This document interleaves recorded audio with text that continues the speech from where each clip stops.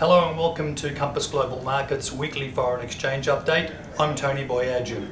It's the last week of the financial year. The focus this week will be on inflation readings out of the US, Europe and Japan.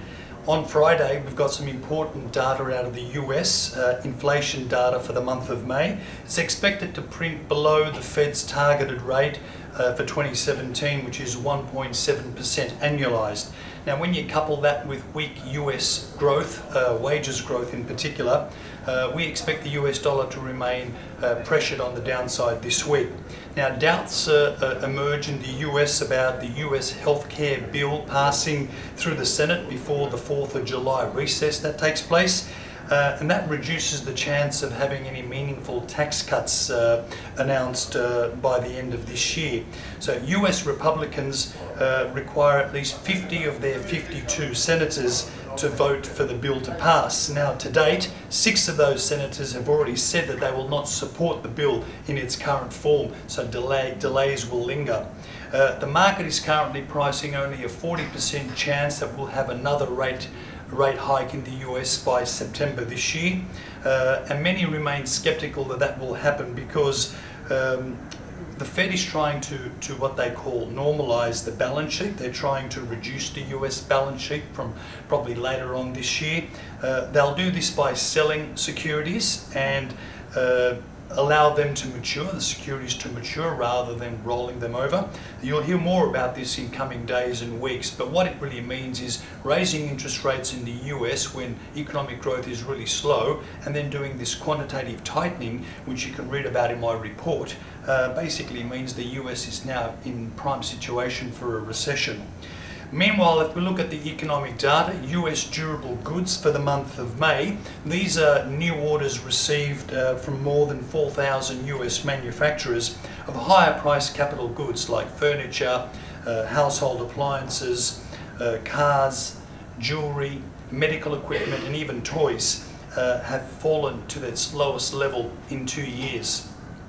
Now, we believe the Aussie dollar will strengthen. It's already strengthened 0.5% overnight on the weaker US dollar. We believe it will be confined in that 75.3 US to 76.3 US range this week due to any sort of meaningful data coming out for direction.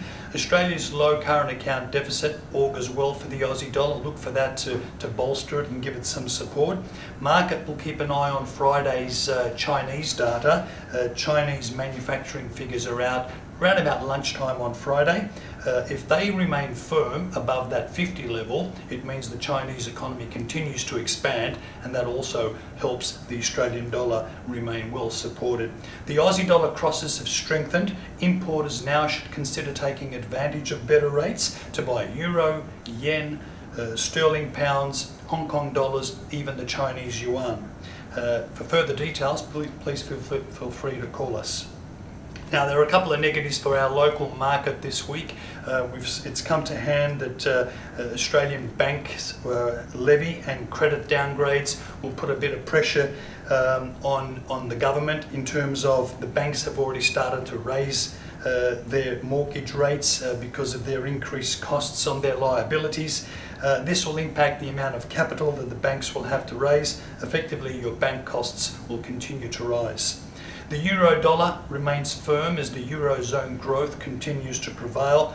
Friday night, June CPI figures come out in the eurozone. The market will look at that for further guidance. Meanwhile, the sterling pound remains range bound. Expectations linger that perhaps interest rates will have to rise sooner than later in the UK. Direction, however, will be driven by UK political developments this week. Prime Minister Theresa May faces a vote on the legislative program this Thursday after reaching a coalition government agreement, if you like, or a deal with Northern Ireland's Democratic Unionist Party. Thanks for watching Compass Global Markets. I'm Tony Boyadjian. Keep watching us for Thursday's live update on Sky Business News channel on Foxtel and Optus.